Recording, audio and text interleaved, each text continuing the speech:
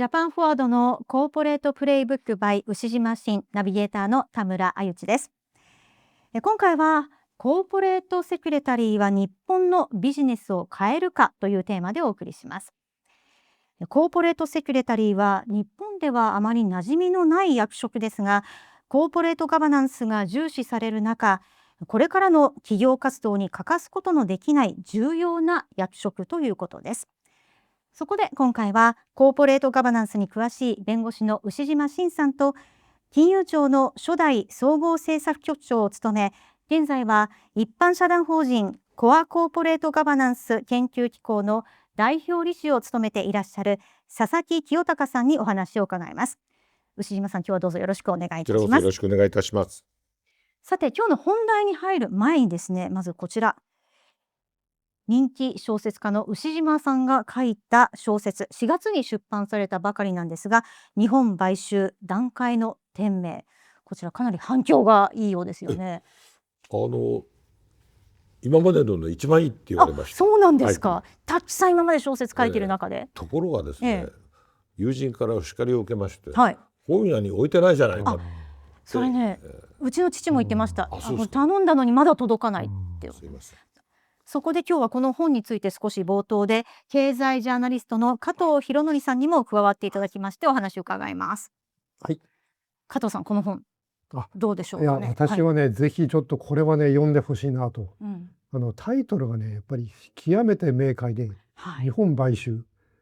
団塊世代の天命です。団塊の天命、世代の天命で、まず日本買収から言うと、もう例えば、この3日ほど前に NHK スペシャル、潤うに日本の日と書いてルンティって読むんですが、中国のお金持ちが日本に住み始めて、日本の地方の企業をどんどんと、買収してると。それで地方もウィンウィンだと。今まさしくこういう時代になったんだな。もう日本企業がどんなに大きな企業でセブンアイもギリギリまで行きましたけども、もう我々はやっぱグローバルな中で外国の方と一緒になって生きていかないと、それ逆に我々の日本のためなんだと、NHK スペシャルでは中国の方がですね、日本地方のためなんだと、これがこういう時代なんだなと、まさしくそれを先取りした小説で、また団塊世代の天命、まさしくね、私はね、今の日本を作ったのは団塊の世代なんですよ。これだけは言います。あともう何年か頑張ってですね、その自分たちの天命何だったのかを考えてですね、それがよくわかる昭和の歴史小説でもあるんですよね。ビジネス小説も。これぜひ読んでほしいなと。熱く語っていただきました。すごいエールですね。そうです。でもこの日本企業買収の動きというのはどうなんですか。今前兆というのは何かあるんでしょうか。私は後ほどの中で出てくるかと思いますけども、思わぬ会社がパッと買われてしまうなっていうことを今予感してます。セブン&アイはあれで未遂に終わりましたけれども、あれもおそらく実現すると思ってます。ああいう規模の、私が思ってるだけですが、当然実現すると思ってます。加藤さん、言い足りないことは？いや、実際にもう5年以内には、もう中堅も含めて普通に、だってもう東京証券取引所の売買高でいうと6割ぐらい、資本の確かごめんなさい、4割ぐらいはもう実質もう買収とまではいきませんけども、実質もう拒否権もうほとんどそういうぐらい資本が入ってるわけで、それに近いことが起きているということなんですね。と思った方がいいと思います。加藤さんは今日はここまでです。また出てくださいね。ありがとうございます。すみません、ありがとうございました。さあ、それではここからは日本企業になぜコーポレートセクレタリーが必要なのか考えていきます。番組初出演の佐々木清隆さんについてご紹介します。佐々木さんは金融庁において総合政策局長、証券取引等監視委員会事務局長など要職を歴任し、日本のコーポレートガバナンス改革を制度面から長年牽引されてきました。現在は昨年夏に創設された一般社団法人コアコーポレートガバナンス研究機構でガバナンス改革の推進に取り組んでいらっしゃいます。佐々木さん、今日はどうぞよろしくお願いいたします。よろしくお願いします。さあ、牛島さんから見て佐々木さんというのはどんな方ですか。なぜ佐々木さんなのか。なぜ佐々木さんか。面白いエピソードを申し上げると、はい、佐々木さんとはですね、現職でらした頃にもランチ時々お誘いいただいて、銀座で1,000円のランチを割り勘で食べる現職って官僚の頃って現職、そうです、現職の官僚をしてらした頃、銀座の高級レストランのランチは1,000円ぐらいで食べれるからということで、もちろん割り勘でですね、でいろんなお話を教えていただくということがございまして、で私そのいろいろ教えていただきながらお付き合いさせていただいてたんですが、ある時食事の席、これはもうお辞めになった後ですね、ところで佐々木さん社外取締役どこされてるんですかって伺ったんです。当然佐々木さんほどの方であれば、あそことこことこって、いやちょっとやりすぎでしょと、申し上げるようなことはされないと思いますけども、それで伺ったら、こういうお答えだったんです。いやしてませんよ一つも。で私びっくりしまして、たら佐々木さんがですね、いや頼んでくれば考えるけども、と言われてですね、大いに私は考えました。つまりですね、あ、そうか、これは実はですね、佐々木さんのところに現象として出ましたけども、日本のコーポレートガバナンスの本質を表している。これ佐々木さん言い過ぎだったら止めてくださいね。私は日本の巨大企業あるいは中堅企業も含めて、佐々木さんに社外取締役をお願いしたら、大変だちょっと厄介だなってそうですと考えると、よくわかるな。これが日本のコーポレートガバナンスの現状。そんなことではいけないわけですよね。こういう佐々木さんのような優秀な方が社外取りで来てくれたら本当はいいのにっていうことなんです。優秀かつですね、リーダーシップのある方がですね、独立社外取締役として入って、社長違うんじゃないかそれは、皆さんどうですかということになったら随分変わると思いますが、それはまだまだかなっていうのが今のね、日本企業の問題点があるということなんですね。そこで、佐々木さんが代表理事を務めていらっしゃるコアコーポレートガバナンス研究機構ですね。こちらどのような活動をされているのか、まず教えてください。ありがとうございます。まず牛島先生から過分なお言葉をいただきましてありがとうございます。社外取締役ということとはちょっと違うかもしれませんけど、金融庁の時代にですね、私が関与しました金融機関の監督とか検査っていうのは、もちろん当局として権限を持ってやってるわけですけれども、ある意味社外からその会社をモニタリングすると監督するということですから、社外取締役とは位置づけが違うにしてもですね、権限も違うにしても社外からその金融機関を見るという意味ではですね、共通する部分があると思います。そうした経験からですね、今お話にあった研究機構ですけれども、役人の時代もですね、今申し上げた通り外からいろいろ制度を作ったり、検査監督という形で関与してまいりましたけれども、コーポレートガバナンス改革もガバナンスコードができて10年経ちます。その間にそれなりに進展はしてきていますけれども、やはり政府で関与した立場からすると、やっぱり政府でできることとそれから民間でないとできないこと、あるいは政府と民間が連携しないとできないこと、いろんな分野があって、ガバナンス改革というのは日本の場合には政府がリードをしてですね、この10年間進めてきてると思いますけれども、民間の果たす役割っていうのはまだまだ、あるいはますます大きくなっていると思います。したがって今研究機構でやっておりますのはですね、最終的にはガバナンス改革を通じて日本の企業の企業価値を高める、それを通じて持続可能なビジネスモデルを構築する。で、最終的には日本の社会のため、経済の成長のため、社会に貢献すると。これがガバナンス改革の目的だと思うんですね。決して金融庁のためとかコンプライアンスという観点でやっているわけではないわけであります。で、したがってそうした社会のためにやるということであれば、もちろん政府役所も社会のために仕事しているわけですけども、民間としてもですね、ガバナンス改革を通じてやっぱり社会のため、世の中のために貢献できると、そのために、じゃあ具体的にそのガバナンスコードなりガバナンス改革をやっていく上での民間の課題は何なのか、あるいは具体的に何をやっていったらいいのか、いろんな新しい分野、この後出てきますコーポレートセクレタリーにしても新しい分野の調査研究とか、あるいは政府がまだ手がつかないような部分であってもですね、民間として何らかのそのルールを作っていったり、あるいは政策提言をしたりと、要は民間の立場でこのコーポレートガバナンス改革をまさに自分事としてですね、でそれを進めることで社会のために貢献すると、これが研究機構の目的かなと私は思っております。自分ごとって言われてる佐々木さん、おっしゃる通りですよ。そこ大切なところですよね。で私は巨大企業巨大金融機関を含めて自分ごとになりつつある。しかし佐々木さんが頑張らないといけない、牛島さんもねいや私ももちろん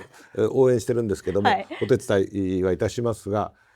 私は後で特定の会社に絡んで申し上げるつもりですけれども、佐々木さんにはぜひ頑張っていただきたいという思いがあります。なるほど。さあ、そのコアコーポレートガバナンス研究機構ですが、3月にカンパニーセクレタリーはなぜ必要かと題する公開フォーラムを東京で初めて開催しました。このまずカンパニーセクレタリー、コーポレートセクレタリー、どちらですか？これはまだ日本では馴染みがない言葉かと思いますけれども、現在改定が進んでおりますガバナンスコード、コーポレートガバナンスコードの中でですね、コーポレートセクレタリーという言葉が使われております。これはどういうことかというと、取締役会の機能をより実質化させるためにですね、取締役会をサポートする、その事務局と言っていいような、そういう機能をですねコーポレートセクレタリーと言っております。で一方でグローバルにはですね特に英米、諸国ではこうした機能がですねもう確立しておりまして、英米諸国ではこれ特にイギリス系のですね諸国ではカンパニーセクレタリーという言葉で呼んでおりまして、ただ言ってることは、取締役会の機能をサポートする、そういう機能というふうに考えていただいていいと思います。そうするとかなり専門的に支えるような機能を持つということですか？そうですね。ご承知の通りこの10年間のガバナンス改革の中で取締役会、特に社外取締役が増えてきてます。それから従来のマネージングボードと言われる機能からまさに監督機能、モニタリングボードという機能が強化されてきてます。で一方でまだまだその社外取締役が増えてもですね取締役が機能してないというケースも見られるわけでありまして、でその機能してない理由は何かというと、例えば、社外取締役含めて取締役会に対して十分な情報が提供されていない、あるいはその取締役会のその議論のポイントがですね、何なのかということについて必ずしも十分整理されていないとか、いろんな課題があります。もちろん取締役自身がですねそうした点で研鑽積まないといけないんですけども、どんな優秀な方でもやはり忙しい中で自分一人だけじゃなくてそれをサポートする機能も大事だというのがもう欧米諸国ではですね確立した概念になりますし、日本でもそういった機能を今ようやく重視し始めたというところであります。実はですね、今3月の話出ましたけど、私その時最終的にね最後の、取りまとめたほんのちょっと話しただけですけど、その時にですねこういうことを話しました。例に今日のイベントは大変重要であると。で特に私が重要だと思ったのは3月27日の準備そのものは、その前の年の年末にはもう始まってたんですが、3月3日付でニデックの調査報告書が出た。でこれを見て私は今佐々木さんが説明してくださいましたコーポレートガバナンスコードの改定におけるコーポレートセクレタリー、そこでコーポレートセクレタリーという言葉を使ってますから、その言葉の方が統一した方がいいかなと思いますけど、コーポレートセクレタリーというものの重要性は言うまでもないけれども、私はコーポレートガバナンス改革改定ですかねの中では漢方薬だなと思ってたんです。でもマイルドに効くそうですじわじわ効くのね。でもニデックのですね3月3日付中間報告の段階ですけども、その段階でですねこれは大変なことだったんだなと。特にニデックのこれもうすでに公になったものの中に出てますけども、特命監査部長なる肩書きの方が個人がいらして、そして当時のトップの指示の通りに動いて、そして連絡もですね、そのデジタルではなく紙で、そして多分破って捨てるというようなことだったのかなと想像するんですが、そういうことがあったというのを聞いてた分かってたもんですから、その今申しました3月27日の最後のリバークの時にですね佐々木さん、漢方薬ではダメです。特効薬が必要になりました。なるほど。佐々木さん、頑張ってください。富士山のてっぺんに早く登ってください。我々は必ず一緒に押し上げますからというようなことを申し上げさせていただきました。つまりですね、私は必要だと思ってます。そして佐々木さんに早くですね、それが日本に必要だなと、各会社に対してじゃあこういう基準を考えるからで、こういうふうな仕組みにしたらどうかということをですね、具体的に指導する、あるいは相談して役に立つということができなきゃ、日本の株式市場はとんでもないことになるんじゃないか、なりつつあるんじゃないかなという危機感を持ってます。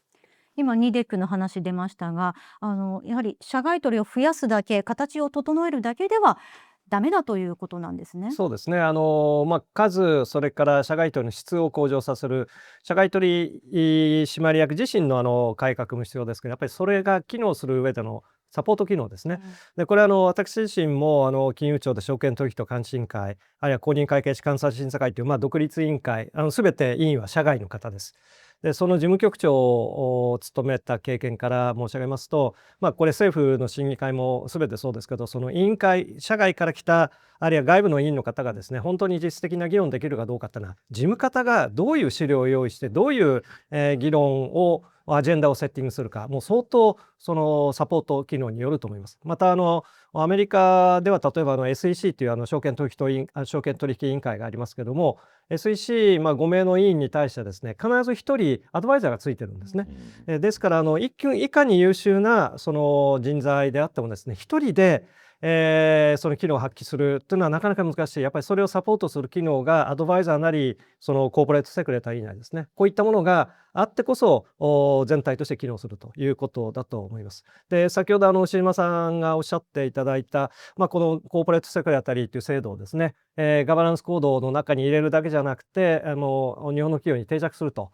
いうことが課題だと思いますけども、ガバナンスコード自体は今回は特にスリム化してプリンシプル、できるだけ簡素にすると、この数年で非常に細かいルールブックになっちゃったものをですね、スリムにしようということですので、ガバナンスコード上は取締役会の議論の実質化をサポートする機能、ここまでしか書いてないです。じゃあ具体的にサポートするってのは何なのかと、コーポレートセクレタリーとしては何をすべきかということについてはガバナンスコード上は書いてありませんし、これ以上詳しく書くのは難しいと思います。したがってそういった文をですね、この部分をコーポレートセクレタリーの機能なり役割をですね、この研究機構で今後グローバルなスタンダードをいろんな例も参考にしながらですね、ガイドラインのようなものを作りたいなというのが現在の考え方です。私はね、佐々木ガイドラインと勝手に呼んでるんですけどね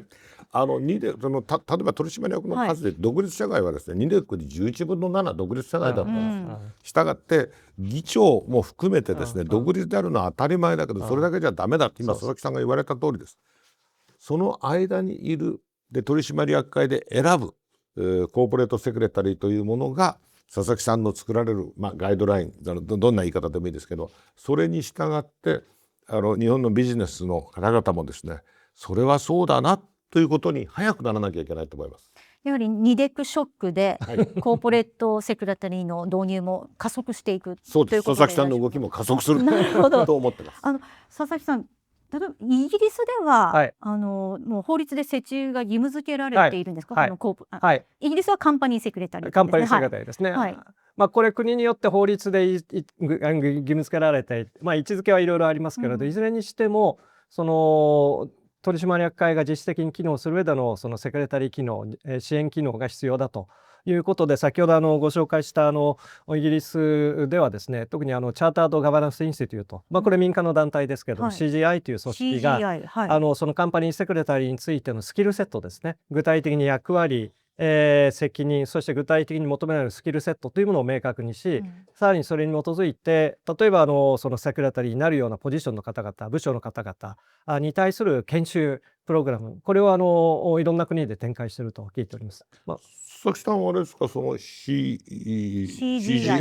と何らかの協調ということのお考えですか？ありがとうございます。この前の3月のフォーラムでもですね、CGI の事務総長のケリー・ワリングさんにプレゼンテーションしていただきましたし、今後のこの研究機構の活動もですね、CGI と連携して進めていきたいと思っております。そのケリー・ワリングさん、その基調講演の時にコーポレートセクレタリーはガバナンスの守護者だっておっしゃって本当にもうこれは肝心なんだっていうお気持ちなんですね。そうですね。繰り返しになりますけど、そのガバナンスの担い手っていうのは取締役会だけではなくて、そういう事務局機能にもあるということです。そうです。ちなみにですね、イギリスでは4割がですね、公認会計士または弁護士というですね、プロフェッショナルだそうでございます。そうそう、どのようなね人材が必要なのか。日本ではしかしどういう形で育っていくのがいいのか、日本的な、日本の良さを入れたコーポレートセクレタリーは何なのか、これすべて佐々木さんの総見がかかっていると思っています。そうですね。日本的なコーポレートセクレタリー、日本のやはり制度環境の中で機能するですね、形だけ箱だけで作っても意味がないと、なんとか例えばコーポレートセクレタリー室という部屋を箱だけ作ってもですね、その機能もあるいは担い手もいないのでは意味がありませんので、まずはそこの役割、これを明確化して、でさらにそれに似合った人材を育成していくと、こういうことが必要だと思います。そしてそれを日本にしっかり定着させていきたいということですよね。一日も早く。一日も早く。それやっぱり大切なんですね。早くすることということはね。はい、なるほど。さあ、このコーポレートセクレタリー制度、日本のガバナンス改革の新たなステップ、次のステップということでよろしいでしょうか。そうですね。ガバナンスコードができてちょうど10年経ったところで、それから取締役会の機能もどんどん変化し、あるいは社外取締役の数も増えてきているわけですので、一方でいろんな問題が出ているということですから、今後のさらなる日本の成長の上でもですね、新しいステージに入ったと言えると思います。いや、私はね、官としてずっと見てこられた、先ほどちょっと官としてね、はい。そして民でまたいろいろ研究ご検討、議論されてきた佐々木さんが引っ張られる、これ私はね歴史の必然のような気がしますが、うまくいかなかったら日本は大変なことになると思ってます。でもコーポレートガバナンス、自分にはあまり関係ないわって思っている方も多いかもしれませんけど、実はそんなことはないっていうことですよね。そうですね。もちろん企業で取締役なり企業経営に携わってない方からすると縁遠い話かもしれませんけれども、先ほど申し上げた通り、ガバナンス改革というのは最終的には日本の成長のため、あるいは社会のためと。で例えば一人一人国民にとっての年金にしろですね、あるいは資産形成の上で企業が成長する、それによって税収が増える、あるいは株価が上がる、配当が増える、そういった形で年金のリターンも増えるでしょうし、資産運用の上でもですねプラスだと思います。したがってもうこれは国民すべてにとってですね、自分事として考えていただきたいというふうに考えております。企業内部だけの話ではないということですね。ですからベストな方がベストな時にいらした、これ私の思いです。さあ、そろそろお時間ですが、牛島さん、今日はいかがでした？佐々木さんに。いや、佐々木さんにですね、私は漢方薬ではなくて特効薬を作ってくださいと公の場でお願いしましたので、ぜひよろしくお願いいたします。ではまた来てください。はい、ありがとうございます。今日はどうもありがとうございました。ありがとうございました。